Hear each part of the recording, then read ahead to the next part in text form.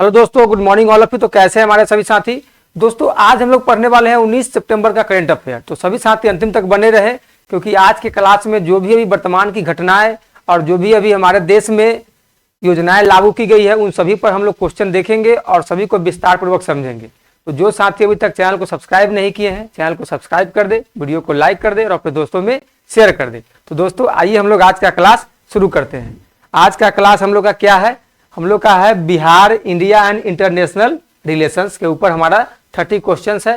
तो हम लोग सभी क्वेश्चन को बारी बारी से समझेंगे और इसके डाउट को भी क्लियर करते चलेंगे। दोस्तों आइए, क्वेश्चन नंबर 1 स्क्रीन पे आ चुका है। देखिए क्या बोला गया है। इसमें बोला है क्वेश्चन नंबर 1 में, पीएम मोदी ने बिहार में कितने करोड़ की परियोजनाओं का उद्घाटन या शिलान्यास किया। बताइए, सभी साथी को यह मालूम होना चाहिए क्योंकि ये करेंट की घटनाएं हैं। ऑप्शन नंबर 1 में बोला है 20,000 करोड़, ऑप्शन नंबर बी में बोला है 25,000 करोड़, ऑप्शन नंबर सी में बोला है 30,000 करोड़ और ऑप्शन नंबर डी में है 40,000 करोड़ से अधिक। तो बताइए मेरे भाई, मेरे साथी, इसका सही जवाब क्या होगा। तो इसका सही जवाब होगा option number D is the right answer. 40,000 crore से अधिक का परियोजनाओं का उद्घाटन और शिलान्यास किया गया है। ठीक है, चलिए हम लोग क्वेश्चन नंबर 2 देखेंगे। क्वेश्चन नंबर 2 में क्या बोला है। क्वेश्चन नंबर 2 में है, पूर्णिया एयरपोर्ट पर हाल ही में क्या उद्घाटन हुआ। बताइए, पूर्णिया एयरपोर्ट पर हाल ही में क्या उद्घाटन हुआ। एक में है नया कार्गो टर्मिनल, बी में है नाइट फ्लाइट सुविधा और सी में है इंटरीम टर्मिनल और पहली व्यावसायिक फ्लाइट और डी में है नया रनवे। बताइए मेरे साथी, इसका सही जवाब क्या होगा। तो इसका सही जवाब होगा option number C, interim terminal और पहली व्यावसायिक फ्लाइट। ठीक है, तो चलिए हम लोग क्वेश्चन नंबर 3 देखते हैं। क्वेश्चन नंबर 3 देखिए साथी, कोई भी साथी को कोई भी क्वेश्चन में जरा सा भी, थोड़ा सा भी, कहीं भी डाउट हो तो आप लोग कमेंट बॉक्स में लिखिए, ताकि हम लोग इस पर डाउट क्लास लेकर के आए। और आप लोग कमेंट बॉक्स में जरूर लिखिएगा कि आप लोगों को क्लास कैसा लग रहा है, आप लोगों को क्वेश्चन में समझ में आ रहा है कि नहीं। ठीक है, तो चलिए क्वेश्चन नंबर 3 देखते हैं। अररिया गलगलिया रेल लाइन का महत्व क्या है। अररिया गलगलिया रेल लाइन का महत्व क्या है। ऑप्शन नंबर ए में दिया है केवल मालगाड़ी संचालन, ऑप्शन नंबर बी में उत्तर बिहार और उत्तर बंगाल के बीच बेहतर संपर्क, ऑप्शन नंबर सी में है दिल्ली से सीधा कनेक्शन और ऑप्शन नंबर डी में है नेपाल से लिंक। बताइए मेरे साथी, इसका सही जवाब क्या होगा। तो इसका सही जवाब होगा option number B is the right answer. उत्तर बिहार और उत्तर बंगाल के बीच बेहतर संपर्क के लिए अररिया गलगलिया रेल लाइन का संचालन किया गया है। तो हम लोग अब देखेंगे क्वेश्चन नंबर 4। क्वेश्चन नंबर 4 में क्या बोला गया है। इसमें बोला है कोसी मेची रिवर लिंक परियोजना का मुख्य उद्देश्य है। बताइए इसका मुख्य उद्देश्य क्या है। कोसी मेची रिवर का लिंक जो परियोजना का उद्घाटन हुआ है, इसका मुख्य उद्देश्य क्या है। तो इसका मुख्य उद्देश्य देखिए हम लोग ऑप्शन में, ऑप्शन नंबर ए में बोला है पर्यटन बढ़ावा, बी में है पेयजल आपूर्ति, सी में है बाढ़ नियंत्रण और सिंचाई विकास और डी में है उद्योग स्थापन। ठीक है, तो इसका सही जवाब क्या होगा। तो इसका सही जवाब होगा option number C is the right answer, बाढ़ नियंत्रण और सिंचाई विकास। ठीक है, चलिए क्वेश्चन नंबर 5 देखते हैं। क्वेश्चन नंबर 5 में क्या बोला है।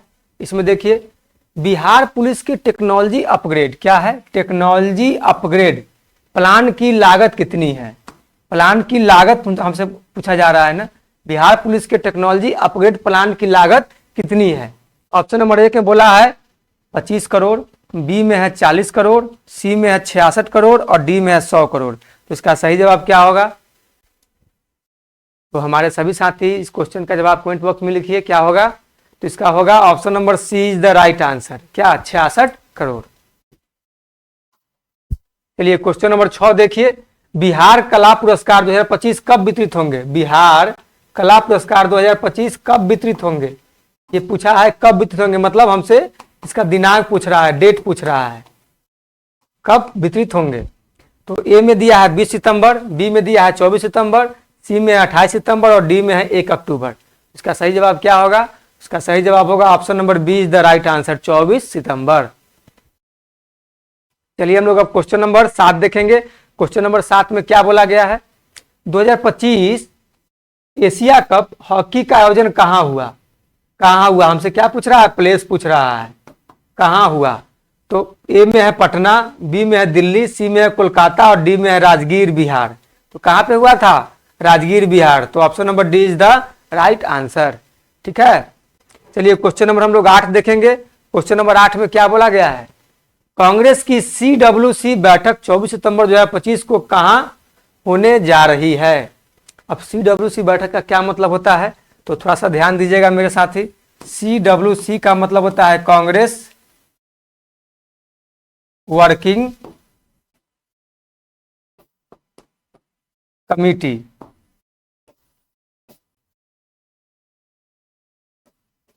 कांग्रेस वर्किंग कमेटी को हम लोग क्या बोलते हैं? CWC। तो कांग्रेस की CWC बैठक कांग्रेस की CWC बैठक 24 सितंबर 2025 को कहां होने जा रही है? तो ऑप्शन नंबर ए में दिया है भागलपुर, बी में है गया, सी में है पटना और डी में है मुजफ्फरपुर। तो बताइए कहां होने वाली है? तो इसका सही जवाब होगा option number C is the right answer. Patna में होने जा रही है 24 सितंबर को। ठीक है, तो चलिए हम लोग अब देखेंगे क्वेश्चन नंबर 9। क्वेश्चन नंबर 9 में क्या बोला है? Bihar foundation centre, Bihar foundation centre विदेश और देश, क्या बोला गया है? विदेश और देश में कितने स्थानों पर खोले जाएंगे? बताइए कितने स्थानों पर खोले जाएंगे देश और विदेश में? तो ऑप्शन नंबर ए में है 5, बी में है 8, ऑप्शन नंबर सी में है 10 शहर और ओमान। मतलब ये अपने देश में 10 शहर में खोले जाएंगे और एक विदेश में खोले जाएंगे ओमान में। फिर ऑप्शन नंबर डी में है 12। तो कौन सही होगा? तो इसका सही जवाब होगा option number C is the right answer, 10 शहर और एक ओमान देश में। चलिए क्वेश्चन नंबर 10 देखिए। क्वेश्चन नंबर 10 में बोला है नेपाल सीमा पर सतर्कता बढ़ाने की जिम्मेदारी किस बल की है? किस बल की है मतलब फोर्स की बात कर रहा है कि कौन सा सेना, कौन सा बल इस पर कार्य करेगा। तो ऑप्शन नंबर ए में है CRPF, इसको हम लोग बोलते हैं सेंट्रल रिजर्व पुलिस फोर्स। क्या बोलते हैं मेरे भाई? Central reserve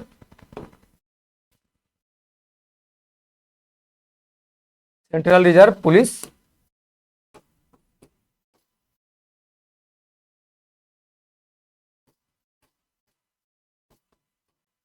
force. ITP को क्या बोलते हैं? Indo Tibetan border police force. ठीक है, Indo Tibetan border police force. उसका BSF को बोलते हैं बॉर्डर सिक्योरिटी फोर्स। और SSB को क्या बोलते हैं? सशस्त्र सीमा बल। क्या बोलते हैं मेरे भाई? सशस्त्र सीमा बल। तो किसको दिया गया है? यहाँ दिया गया है हमारा 4 ऑप्शन, CRPF, ITP, BSF और SSB। तो किसको दिया गया है? तो ये दिया गया है ऑप्शन नंबर डी, SSB को, सशस्त्र सीमा बल को। बिहार की GSDP 2024-25 कितनी रही? बताइए बिहार की GSDP 2024-25 कितनी रही?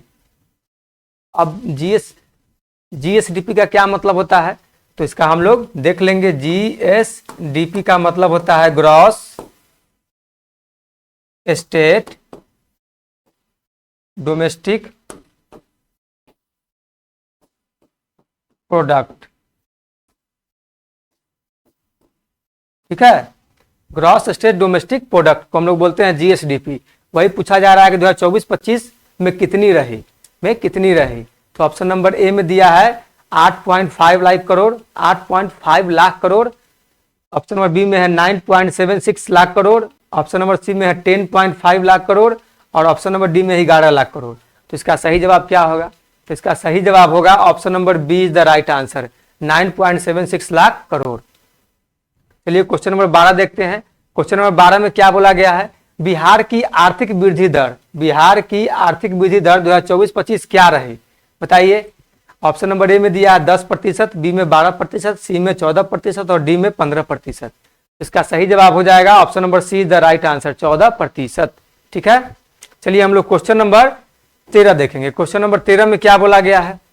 क्वेश्चन नंबर 13 में बोला है बिहार में नई रेल परियोजना कौन सी शुरू हुई? बिहार में नई रेल परियोजना कौन सी शुरू हुई? ऑप्शन नंबर में ए में दिया है बक्सर वाराणसी, बी में दिया है विक्रमशिला कटारिया और अररिया गलगलिया, सी में दिया है पटना दिल्ली एक्सप्रेस और डी में दिया है गया भुवनेश्वर। इसका सही जवाब क्या होगा? इसका सही जवाब होगा option number B is the right answer, Vikramshila Kataria और अररिया गलगलिया। ठीक है, चलिए क्वेश्चन नंबर 14 में देखिए। क्वेश्चन नंबर 14 में क्या बोला है? हाल ही में बिहार सरकार ने किस जिले को कृषि हब के रूप में विकसित करने की घोषणा की है? बताइए, किस जिले को कृषि हब के रूप में विकसित करने की घोषणा किया गया है? तो ऑप्शन नंबर में दिया गया है, ए में सीतामढ़ी, बी में समस्तीपुर, सी में गया और डी में पूर्णिया। इसका सही जवाब क्या होगा? तो इसका सही जवाब होगा option number B is the right answer, Samastipur. ठीक है। क्वेश्चन नंबर 15 देखिए, हाल ही में बिहार में किस जिले में मेडिकल यूनिवर्सिटी खोलने की घोषणा हुई? बताइए, हाल ही में किस जिले में बिहार में मेडिकल यूनिवर्सिटी खोलने की घोषणा हुई? ए में दिया है पटना, बी में दरभंगा, सी में गया और डी में पूर्णिया। इसका सही जवाब क्या होगा? इसका सही जवाब होगा option number C is the right answer, Gaya. Gaya में मेडिकल यूनिवर्सिटी खोलने की हाल ही में घोषणा बिहार सरकार के द्वारा की गई है। चलिए हम लोग अब 16 नंबर देखेंगे, क्वेश्चन नंबर 16 में, और हम लोग देखेंगे भारत से जुड़े प्रश्न। अब देखिए, हम लोग अभी बिहार से जुड़े देख रहे थे, अब क्या है, हमारा भारत से, हमारे देश से जुड़े हुए प्रश्न आ गए। अब आ गया ग्लोबल इनोवेशन इंडेक्स 2025 में भारत की रैंक क्या रही? अब ग्लोबल इनोवेशन इंडेक्स को शॉर्ट में क्या बोलते हैं? GII, जिसको हम लोग बोलते हैं GII टैग, बोलते हैं ना, GII टैग बहुत सारी चीज़ों पर लगता है, जैसे कि बिहार में लगा हुआ है ना, अपने मुजफ्फरपुर के लीची पर GII टैग मिला है, तो उसी को बोलते हैं हम लोग क्या, ग्लोबल इनोवेशन इंडेक्स 2025 में भारत की रैंक क्या रही। अब यही जो इंडेक्स है 2025 का, इसमें भारत की रैंक पूछा जा रहा है कि भारत का रैंकिंग कितने नंबर पे है। तो ऑप्शन नंबर ए में है 25वीं, ऑप्शन नंबर बी में है 30वीं, ऑप्शन नंबर सी में 38वीं और ऑप्शन नंबर डी में है 45वीं। इसका सही जवाब क्या होगा? तो भारत का 2025 में 38वीं रैंक रहा है। इसका सही जवाब क्या हो जाएगा? Question number option number C is the right answer. अब देखिए क्वेश्चन नंबर 17 में GII टैग, जो अभी हम लोग देखे थे, ग्लोबल इनोवेशन इंडेक्स 2025 में प्रथम स्थान किस देश को मिला? अभी तो हम लोग देखें ना कि भारत को मिला था 38वां स्थान, तो प्रथम स्थान किस देश को मिला? तो प्रथम स्थान ए में है अमेरिका, बी में है स्वीडन, सी में है स्विट्जरलैंड और डी में है जापान। तो बताइए मेरे साथी, फर्स्ट स्थान किसको मिला? तो फर्स्ट स्थान मिला है स्विट्जरलैंड को। किसको? स्विट्जरलैंड को। तो इसका हो जाएगा option number C is the right answer. चलिए क्वेश्चन हम लोग 18 देखेंगे। क्वेश्चन नंबर 18 में क्या है? भारत और ILO, भारत और ILO के बीच हाल का MOU किस पर हुआ? अब ILO का मतलब क्या होता है? तो ILO का मतलब होता है इंटरनेशनल लेबर ऑर्गेनाइजेशन, ILO।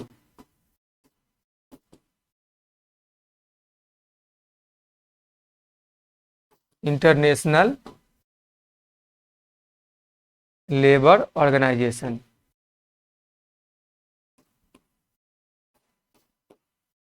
ठीक है। और हाल ही में क्या बोला? भारत और ILO के बीच हाल का MOU किस पर हुआ? MOU का मतलब क्या होता है? बताइए मेरे भाई।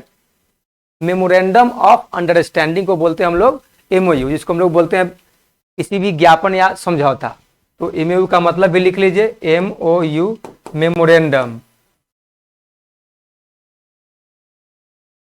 Memorandum of understanding.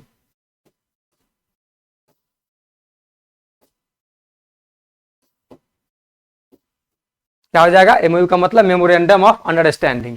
तो भारत और ILO के बीच हाल का MOU किस पर हुआ, मतलब समझौता किस पर हुआ? तो ए में है न्यूनतम मजदूरी, बी में है बाल श्रम उन्मूलन और सी में है इंटरनेशनल क्लासिफिकेशन ऑफ ऑक्यूपेशन। ठीक है, international classification of occupation.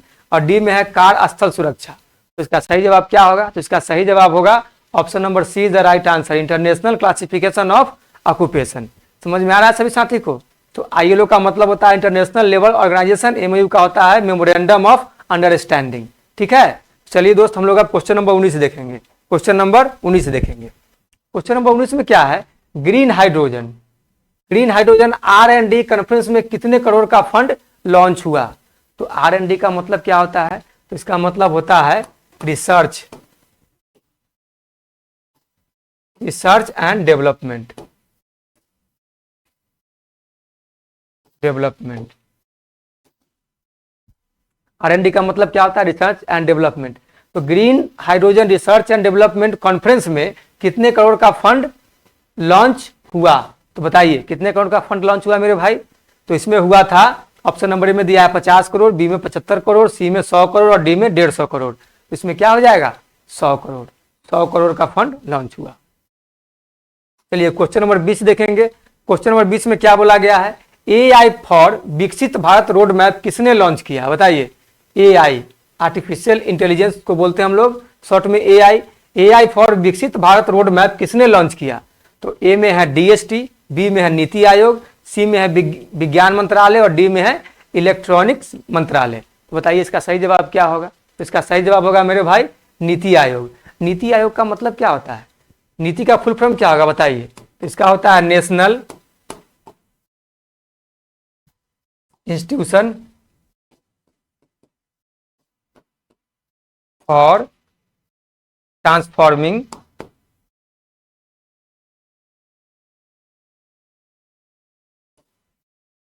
India. National institution for transforming India. और DST का क्या मतलब होता है? तो DST का मतलब होता है मेरे भाई department of science and technology.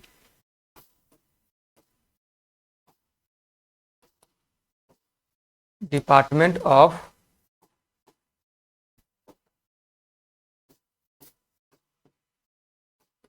Science and technology. ठीक है, department of science and technology. और नीति का मतलब होता है national institution for transforming India.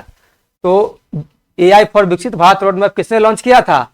NITI Aayog ने। ठीक है, तो इसका हो जाएगा option number B is the right answer. तो दोस्तों कोई भी साथी को कोई भी डाउट अगर हो तो आप लोग कमेंट बॉक्स में जरूर लिखिए, ताकि हम लोग उस पर डाउट क्लास लेकर के आए। और अभी आप लोग का क्लास जो चल रहा है उसके बारे में कमेंट में लिखिएगा कि आप लोगों को क्लास कैसा लग रहा है। ठीक है, चलिए हम लोग क्वेश्चन नंबर 21 देखते हैं।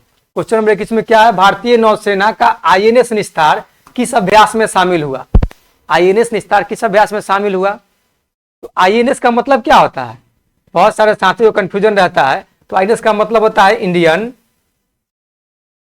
Navy ship. Indian navy ships. तो INS का सभी साथियों को डाउट क्लियर हो गया होगा। Indian navy ships. तो भारतीय नौसेना का इंडियन नेवी शिप्स निस्तार किस अभ्यास में शामिल हुआ? ऑप्शन नंबर ए में है मालाबार, बी में है बरूना, सी में है पैसिफिक रिसर्च 2025 और डी में है इंद्र। मतलब इसका सही जवाब क्या होगा? तो इसका सही जवाब होगा option number C is the right answer, Pacific Reach 2025।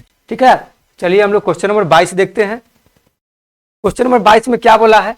तो इसमें है एक्सरसाइज जल शक्ति का उद्देश्य क्या था? एक्सरसाइज जल शक्ति का उद्देश्य क्या था? तो ए में है साइबर सुरक्षा, बी में है वायु रक्षा, सी में है समुद्री युद्धाभ्यास और डी में है जल बाधा पार करने का अभ्यास। तो इसका सही जवाब क्या होगा? इसका सही जवाब होगा option number D is the right answer, जल बाधा पार करने का अभ्यास के लिए एक्सरसाइज जल शक्ति 2025 का उद्देश्य था। समझे? चलिए,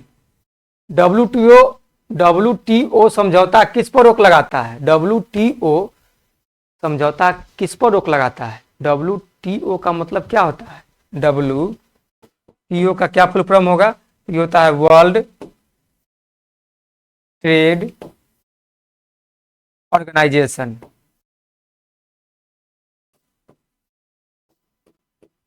वर्ल्ड ट्रेड ऑर्गेनाइजेशन को हम लोग बोलते हैं WTO। WTO समझौता किस पर रोक लगाता है बताइए? तो ए में दिया है हमारा सामान्य मछली पकड़ना, बी में दिया है IUU फिशिंग और over fishing subsidy, option number C में दिया है तटीय मछली पकड़ना और ऑप्शन नंबर डी में है समुद्री अनुसंधान। इसका सही जवाब क्या होगा? तो इसका सही जवाब होगा option number B is the right answer, IUU fishing और ओवर फिशिंग सब्सिडी। तो IUU का क्या मतलब होता है? तो मेरे भाई IUU का मतलब होता है इलीगल, ILLEGAL,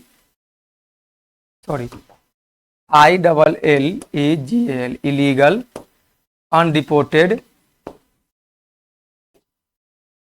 अनरिपोर्टेड और अनरेगुलेटेड।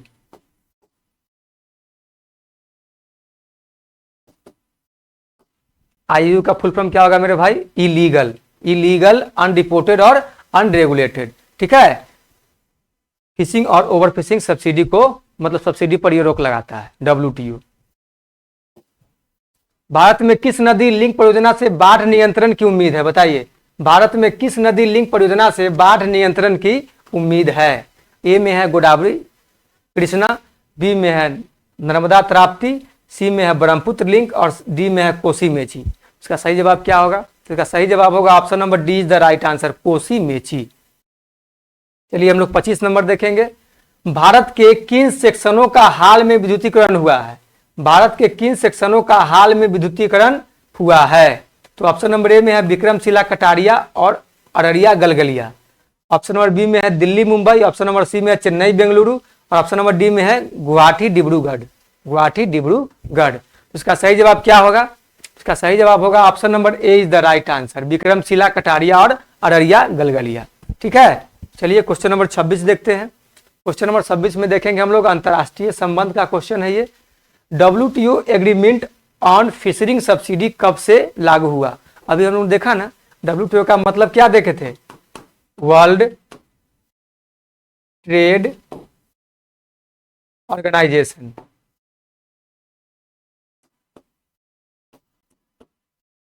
WTO का फुल फॉर्म होता है वर्ल्ड ट्रेड ऑर्गेनाइजेशन। तो world trade organization agreement on fishing subsidies कब से लागू हुआ? बताइए कब से लागू हुआ?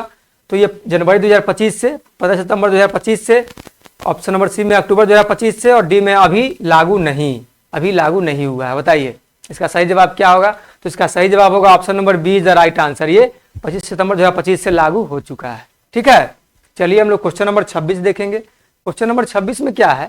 क्वेश्चन नंबर 26 में है इंटरनेशनल सोलर अलायंस ISA का मुख्यालय कहाँ है? बताइए इंटरनेशनल सोलर अलायंस ISA का मुख्यालय कहाँ है? ए में है पेरिस, बी में है लंदन, सी में है गुरुग्राम भारत, और डी में है न्यूयॉर्क। कहाँ है? इसका सही जवाब क्या होगा मेरे साथी? इसका सही जवाब होगा option number C is the right answer, Gurugram Bharat. चलिए क्वेश्चन नंबर हम लोग 28 देखेंगे। क्वेश्चन नंबर 28 में क्या बोला गया है? पेन्ना नदी किन राज्यों से बहती है? पेन्ना नदी किन राज्यों से बहती है? ऑप्शन नंबर ए में है बिहार झारखंड, बी में है महाराष्ट्र गोवा, सी में है कर्नाटक आंध्र प्रदेश, और डी में है तमिलनाडु कर्नाटक। तो इसका सही जवाब क्या होगा? इसका सही जवाब होगा option number C is the right answer, Karnataka और आंध्र प्रदेश के राज्यों में पेन्ना नदी बहती है।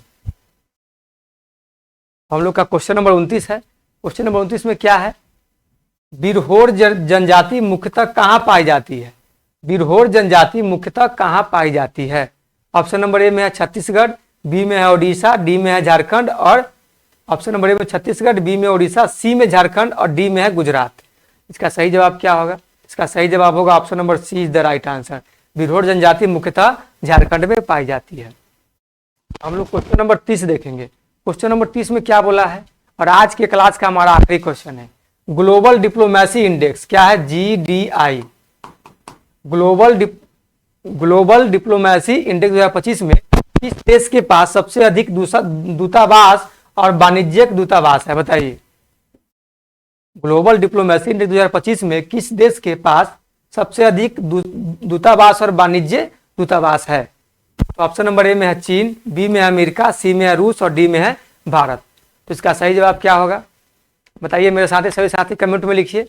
इसका सही जवाब होगा option number A is the right answer. क्या होगा? Option number A is the right answer, चीन होगा। तो चलिए आशा करते हैं कि सभी साथी को आज का क्लास काफी पसंद आया होगा।